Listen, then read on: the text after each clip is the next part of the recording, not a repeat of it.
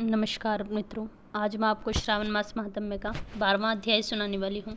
मान्यता है कि श्रावण मास महात्म्य सुनने से भगवान अत्यंत प्रसन्न होते हैं। महादेव बोले, हे ब्रह्मपुत्र, अब मैं स्वर्ण गौरी का शुभ व्रत कहूँगा। यह व्रत श्रावण मास के शुक्ल पक्ष की तृतीय तिथि को होता है। इस दिन प्रातःकाल स्नान करके नित्य कर्म करने के बाद संकल्प करें और 16 उपचारों से पार्वती तथा शंकर की पूजा करें। इसके बाद भगवान शंकर से प्रार्थना करें कि हे देव आइए, हे जगतपते, मैं आपसे प्रार्थना करता हूँ, हे सुरोत्तम, मेरे द्वारा की गई पूजा आप स्वीकार करें। इस दिन भगवती पार्वती की प्रसन्नता और व्रत की पूर्णता के लिए दंपतियों को 16 वायान प्रदान करें और द्विश्रेष्ठ की प्रसन्नता के लिए मैं उन्हें वायान प्रदान करता हूँ, ऐसा कहें। चावल के चूर्ण के 16 पकवानों से 16 बांस की टोकरियों में भरकर तथा उन्हें वस्त्र आदि से युक्त करें और पुनः 16 द्विज दंपतियों को बुलाकर इस प्रकार कहते हुए प्रदान करें, व्रत की संपूर्णता के लिए मैं ब्राह्मणों को प्रदान कर रहा हूँ। मेरे कार्य की समृद्धि के लिए सुंदर अलंकारों से भूषित तथा पतिव्रते से सुशोभित ये सौभाग्यशाली सुहागिन महिलाएं इन्हें ग्रहण करें। इस प्रकार 16 वर्ष अथवा 8 वर्ष अथवा 4 वर्ष या 1 वर्ष तक इस व्रत को करना चाहिए और इसका शीघ्र ही उद्यापन कर देना चाहिए। पूजा के अनंतर कथा का श्रवण करके वाचक की विधिवत पूजा करनी चाहिए। सनत कुमार बोले, हे प्रभु, यह व्रत सर्वप्रथम किसने किया, इसका महात्म्य कैसा है, इसके उद्यापन की विधि क्या है, वह सब आप बताइए। भगवान महादेव बोले, हे महाभाग, आपने उत्तम बात पूछी है। मैं आपके समक्ष मनुष्यों को सभी संपदा प्रदान करने वाले स्वर्ण गौरी नामक व्रत का वर्णन करूंगा। पूर्व काल में सरस्वती नदी के तट पर सुविला नामक एक विशाल पुरी थी। उस नगरी में कुबेर के समान चंद्रप्रभ नाम का एक राजा था। उस राजा की रुद्र रूप लावण्य से संपन्न, सौंदर्य तथा मुंद मुस्काने वाली, कमल नेत्रों के समान वाली महादेवी और विशाला नाम की 2 भार्याएं थी। उन दोनों में ज्येष्ठ महादेवी नामक भार्या राजा की अत्यंत प्रिया थी।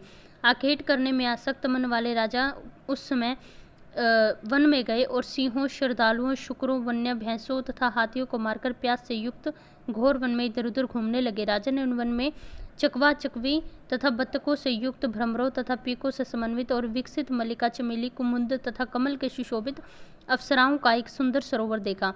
उस सरोवर के तट पर उन्होंने जल पिया और भक्तिपूर्वक गौरी पूजन कर रही अप्सराओं को देखा और पूछा, आप यह क्या कर रही हैं? उस समय सबने कहा कि हम लोग स्वर्ण गौरी नामक उत्तम व्रत को कर रही हैं। यह व्रत सुनकर मनुष्य को सभी संपदाएं प्रदान होती है। हे नृपश्रेष्ठ, आप भी इस व्रत को कीजिए। राजा बोले, इस व्रत का विधान कैसा है और इसका फल मुझे बताइए, मुझे सब विस्तार पूर्वक कहिए। तब से सारी स्त्रियां उन्हें बताने लगी, हे राजन, यह स्वर्णगौरी नामक व्रत श्रावण मास के शुक्ल पक्ष की तृतीया को किया जाता है। इस व्रत में भक्तिपूर्वक अत्यंत प्रसन्नता के साथ माता पार्वती सहित भगवान शिव की पूजा करनी चाहिए।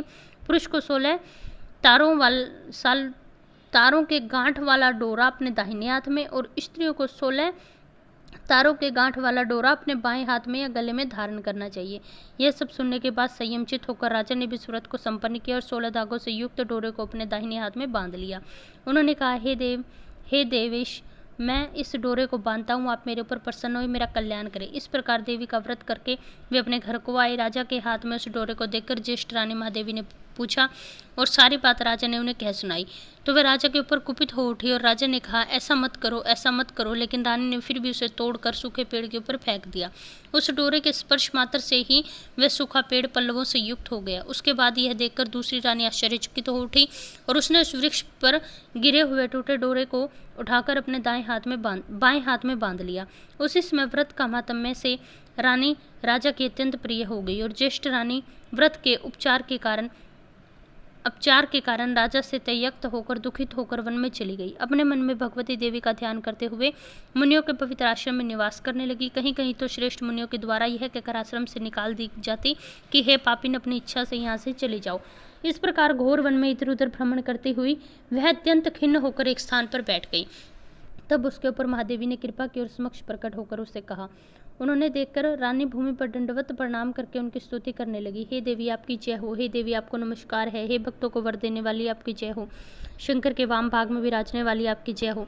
हे मंगल मंगले, आपकी जय हो। तब देवी ने भक्ति के द्वारा वरदान प्रदान कर और उन गौरी के अर्चन करके उन्होंने जो व्रत किया उसके प्रभाव से रानी को राजा फिर से घर ले आए। उसके बाद देवी की कृपा से सभी कामनाएं राजा और रानी की पूर्ण हुई। राजा सभी समृद्धियों से संपन्न होकर उन दोनों के साथ पूर्ण रूप से राज्य में निवास करने लगे। अंत में राजा ने उन दोनों रानियों सहित शिव पद को पाया। जो स्वर्ण गौरी के इस उत्तम व्रत को करता है वह मेरा तथा गौरी का अत्यंत प्रिय बनता है और विपुल लक्ष्मी प्राप्त कर भूलोक में शत्रु समूह को पराजित कर शिवजी के विशुद्ध लोक में जाता है। हे सनत कुमार, अब आप तच्चित होकर इस व्रत की उद्यापन विधि सुने। चंद्रमा तथा ताराबल से युक्त शुभ तिथि तथा शुभ वार में एक मंडप बनाकर उसके मध्य में अष्टदल कमल के ऊपर धान्य रखकर उस पर एक कुंभ स्थापित करके करें। पुण्य उसके ऊपर 16 पल प्रणाम का बना हुआ एक तिल पूरित ताम्र पूर्ण पात्र रखे और उस पर पार्वती शंकर की 2 प्रतिमाएं स्थापित करें। शिवजी की प्रतिमा श्वेत वर्ण के 2 वस्त्रों से तथा शुक्ल वर्ण के यज्ञोपवीत से सुशोभित हो। उसके बाद वेदोक्त मंत्रों से विधि पूर्वक उनकी प्रतिष्ठा करें और भली भांति पूजा करके रात्रि जागरण करें। उसके नंतर प्रातःकाल पूजन करके होम करें। सर्वप्रथम ग्रह होम करके प्रधान होम करें। हवन के लिए यव मिश्रित तिल घृत से पूर्ण रूप से सशक्त होना चाहिए। 1000 तथा 100 आहुति डालनी चाहिए। उसके बाद वस्त्र अलंकार तथा गौ के द्वारा आचार्य की पूजा करनी चाहिए और वायान प्रदान करना चाहिए। इसके बाद ब्राह्मणों को भोजन कराना चाहिए। साथ ही 16 दंपतियों को भी भोजन कराना चाहिए। अपने द्रव्य सामर्थ्य के अनुसार उन्हें भीयूषी दक्षिणा देनी चाहिए। अंत में हर्षोल्लास से युक्त होकर बंधु बांधवों सहित सवै भोजन करना चाहिए। यहाँ श्रावण महात्म्य का 12वां अध्याय समाप्त होता है। यदि आपको ये वीडियो पसंद आए तो मेरे चैनल को सब्सक्राइब करें, वीडियो को लाइक करें, हंसते रहें, मुस्कुराते रहें, अपने और अपने परिवार वालों का ध्यान रखें। हर हर महादेव।